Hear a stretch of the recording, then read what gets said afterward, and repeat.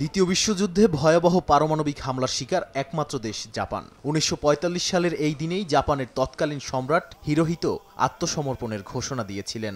রাজধানী টোকিওতে অবস্থিত ইয়াসুকুনি মন্দির, যেখানে দ্বিতীয় বিশ্বযুদ্ধে নিহতদের স্মরণে শ্রদ্ধা নিবেদন করেন জাপানিরা। বলা হয় এই মন্দিরে ২৫ লাখ যুদ্ধাহত ও নিহতের নামফলক রয়েছে। তবে এই মন্দিরটি জাপানের পূর্ব এশীয় প্রতিবেশীদের কাছে আগ্রাসনের প্রতীক হিসেবে পরিচিত। মন্দিরটিতে এমন ১৪ জন শীর্ষস্থানীয় নেতার নাম রয়েছে যারা দ্বিতীয় বিশ্বযুদ্ধে সবচেয়ে গুরুতর যুদ্ধাপরাধে দোষী সাব্যস্ত হয়েছিলেন। এছাড়া ১৯৪৫ সালে জাপানের পরাজয়ের পর মিত্রশক্তির ট্রাইব্যুনালে দোষী সাব্যস্ত হয় এমন আরও ১,০০০-এর বেশি যুদ্ধাপরাধীর নামও সেখানে রয়েছে। তবে জাপানিরা এই দিনটিকে শ্রদ্ধার সঙ্গে স্মরণ করেন। যুদ্ধে নিহতদের স্বজনসহ সর্বস্তরের মানুষ শ্রদ্ধা জানাতে যান মন্দিরে। তাদের বিশ্বাস পূর্বপুরুষেরা জীবন দিয়ে তাদের রক্ষা করেছে। তাই জাপানিদের প্রধান কাজ মন্দিরে গিয়ে কৃতজ্ঞতা প্রকাশ করা।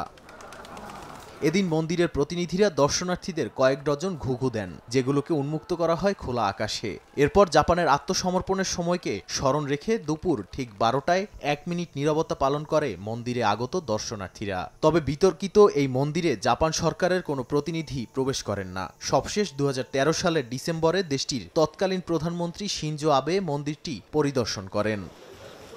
নাদিম মারজান, সময় সংবাদ।